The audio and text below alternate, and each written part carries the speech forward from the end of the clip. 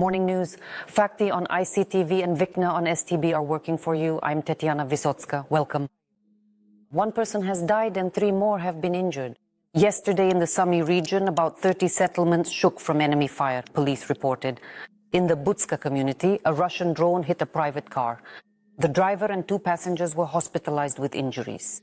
However, despite the doctor's efforts to save, the 49-year-old man died in the hospital. The woman and her 14-year-old son will continue treatment as outpatients after receiving medical care. Another drone struck right in the middle of the road in Sumy. Miraculously, no one was injured.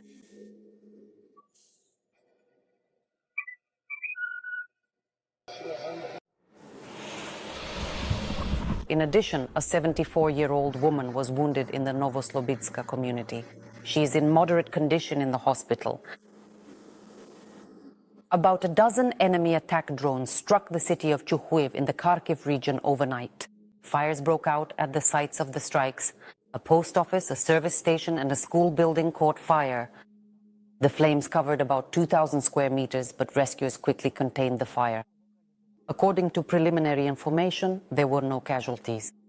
Drone strikes were also recorded overnight in 3 other communities in the region: Velikoburlutsky, Vilkhovatsky, and Shevchenkivsky. An apartment building, an agricultural enterprise, and a private house were damaged. No people were injured. The information about Russians capturing new territories in the Dnipropetrovsk and Zaporizhia regions is not true. In particular, the village of Pavlivka also remains under Ukrainian control. Reports about it appeared online the day before.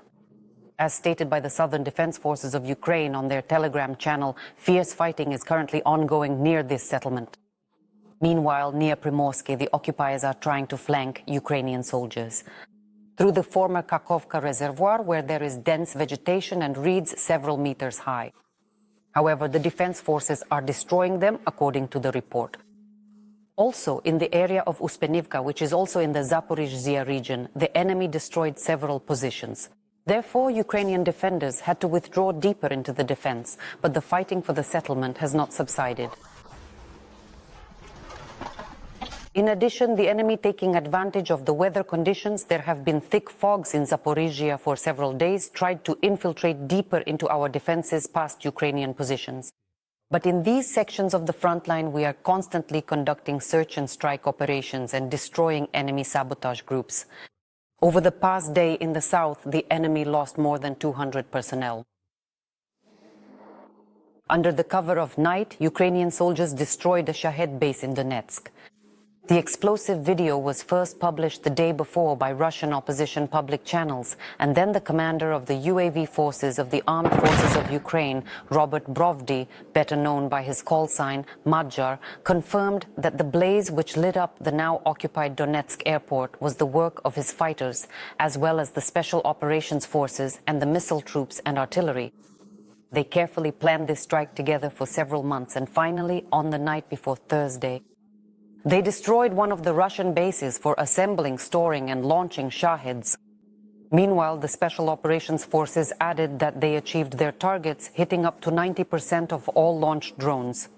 How many enemy supplies they destroyed is still not precisely known. But the scale of the fire and the number of repeated detonations amazed eyewitnesses. Here, I'm shooting with a tracer. Get out of the car, out of the car, out of the car, damn it. Into the woods, into the woods! There it goes, and what? Damn, it hit me. Damn, the windows got blown out. They can accurately neutralize the enemy from several hundred meters away, but despite this, they are increasingly working from closer distances. Such are the conditions of modern warfare. Our film crew visited the snipers of the Rubizh brigade. Right now, the fighters are on the hot Pokrovsk front. Our Oleg Hendrickson will tell you more. Canadian rifle. How much? It's 20. A serviceman of the Rubizh brigade with the call sign Rex shows his own sniper rifle. He says it also has a nickname. Brothers usually name their rifles after their beloved. I named my beauty of Dovodil. This beauty, says Rex, can quite successfully operate from a distance of 700 meters. However, that's not the limit. In fact, if you lie down properly, play with the wind, study it well, you can cover even greater distances. A bit farther, The farthest I've hit with it is 809 meters. A former infantryman and scout, now a sniper, adds that working from such a distance is still rare. Nowadays, snipers sometimes have to work almost point blank with the enemy. We'd been there for a couple of days, the water ran out, so we requested some water. We told them that someone would drop it off soon. A drone flew in, dropped a bottle, and there was already an occupier sitting there. And he was holding the bottle under his arm. Like, hey man, give me some water. He says, no, we requested it, so it's our water. He says, look, it's Roganska. And my fighter already came in with a UAR-15, with an assault rifle. He says, I'm going to knock your teeth out. The other guy says, no need. Well, he took the bottle. The hardest thing now is to get into and out of the position, says the soldier. That's just the reality now on the hot Pokrovsk front. The distances to the enemy are very short. Logistics takes a very long time. That is, sometimes you walk 6 kilometers, and sometimes you have to cover almost 40 kilometers. You take both a sniper rifle and an assault rifle, and someone else, for example, brings a shotgun. Like a shotgun, so that in case of need you can use a pump action to destroy drones. The soldier with the call sign Dobrynya understood how snipers work even before he picked up a rifle himself. I have a sniper wound, which is a very serious and severe injury that I sustained back in the year 2019. Then came recovery and a return to duty, this time with a different weapon in hand. Dobrynya says that the daily life of a soldier is far from the movie cliches about snipers. And what's shown in the movies is complete nonsense. And it's definitely different from the work that used to be routine just a few years ago. Often you have to work at close range. The most important targets are the main firepower assets. These are machine gunners, grenade launcher operators, that sort of thing. And if possible, when an assault group is advancing, identify the group commander and eliminate him. Because if you take out the group commander, the whole group is left without leadership and chaos ensues. You can get hit back pretty hard in response. The war has changed, but snipers are still prime targets for the Russians. My commander bravely took out one enemy soldier, and for an entire hour and a half they relentlessly pounded us while we were trapped in the shelter, mercilessly tearing apart everything they possibly could in their desperate attempt to try to break through. It was a terrifying and exhausting ordeal that seemed like it would never end. Break us. I even joked that because of one bastard, they wanted to kill us like we were an entire platoon. But despite everything, the guys keep working successfully. You can support their work with a donation. There's a QR code on the screen for raising funds for EW equipment for the Rubizh brigade. Join in. Oleg Hendrickson, Alexei Yevchenko, Oleg Chimbalyuk, the program Week on STB Marathon. United News. And next, exclusive footage from the security service of Ukraine from one of the hottest spots on the Donetsk front, the city of Pokrovsk. The agency notes that their special forces have been fighting there for a year already. Just in the past month, fighters from the Alpha Special Operations Center have eliminated more than 1,500 occupiers in Pokrovsk and its outskirts and destroyed 20 tanks, 10 air defense systems, 8 electronic warfare systems, and nearly 4 dozen artillery complexes, including multiple launch rocket systems. They also destroyed about 60 armored vehicles and more than 1,000 vehicles, and cleared nearly 600 enemy positions and fortifications. SBU fighters have been conducting combat operations in the Pokrovsk direction for a long time, and after the escalation of the operational combat situation in this sector of the front, the number of CSOA soldiers there has increased significantly. They carry out extremely difficult missions in the hottest spots and eliminate enemy units with precise strikes.